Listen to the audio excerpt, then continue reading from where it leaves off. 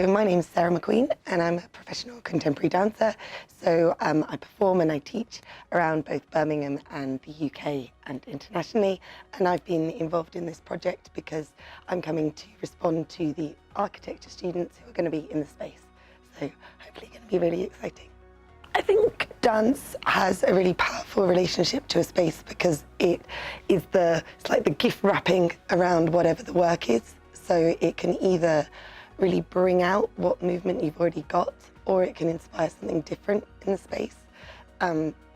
Traditionally dance can be inside a theatre and that's quite a blank canvas, but I'm really interested in site-specific work such like this because it can bring to life something that's already there or bring something else that maybe you didn't expect through the power of dance and the place and the relationship they have together. I think dance and tourism have a very close relationship because tourism is the life and soul of a place or an environment. And again, dance is the life and soul of a culture or a body of people. So when you put those two together, you can bring something new and give tourists or people visiting the place a really small snapshot of what it would be like to be in that environment and be with those people.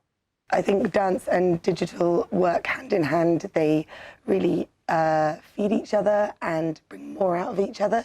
I think dance often traditionally has been for a small number of people to experience, if you think of the traditional stage or theatre setting, but by bringing it into digital, you can just completely open out the market of people who can enjoy it, who can engage with it, and maybe who would never normally engage with dance. So I think digital is like that bridge that really can send it out to everybody. As a freelance dancer, I actually use digital work in its simplest form quite a lot, simply by having to promote myself. So using digital and filming to sell what I do to other people so they can see, so they don't have to come and watch me for 3 hours perform on a stage in a theatre. So in that sense, it's really useful for me. But as a performer, I find it really exciting to work with other mediums, such as digital or art or film or props or staging or architecture. So although it's not a huge part of what I do now, it's something that I'm really interested in collaborating with in the future.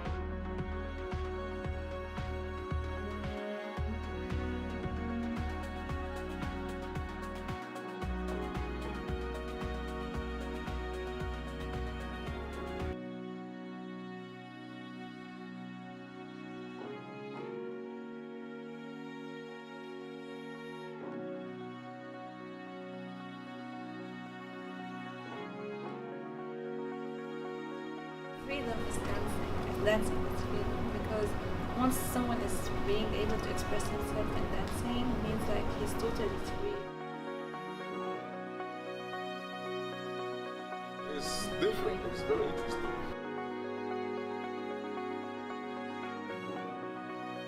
It's part of how you express yourself, the ultimate confidence and expression and getting out the emotions. So I find it really amazing.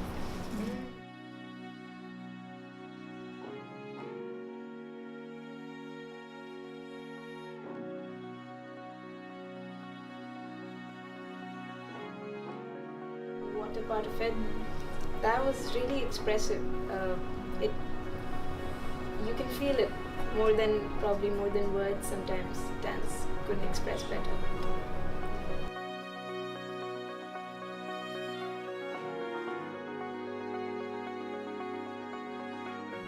One of the things that I love, and I know these guys love about contemporary dance, is that it's supposed to make you think. It's supposed to inspire something, and that in desired emotion might be joy, or it might be wonder at what you're seeing, or it might be strife or struggle when we spoke about the water, but it impacts you. And so much more, the dance world is moving in that direction as well, because people are going, we've seen the easy stuff.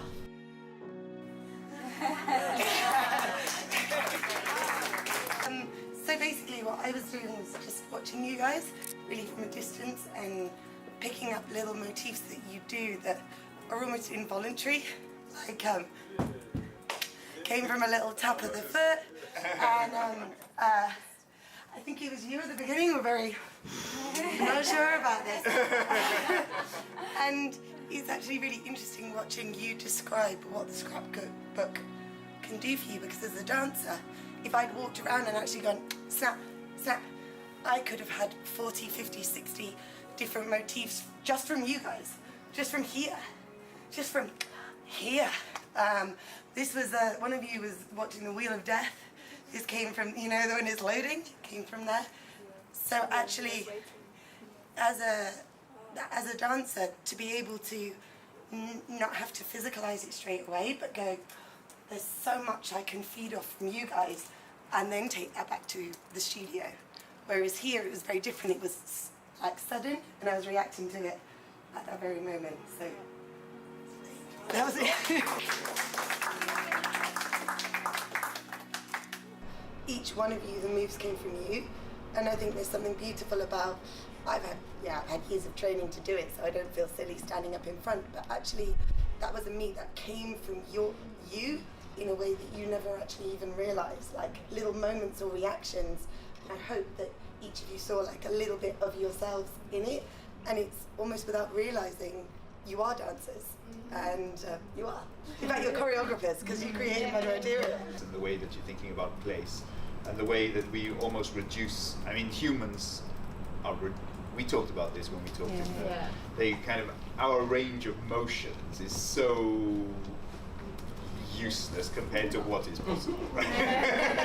It's like, we do like sit down, we might do small gestures, but it's kind of limited to small gestures. And let's get to the body as well. So you're going in two strands parallel. One can be about the bigger global problems or challenges that Jordan is facing, but also think about how that manifests itself in the body, because that's, in architecture, that's what we're dealing with, is space and the body. So let's try and take some of this into there.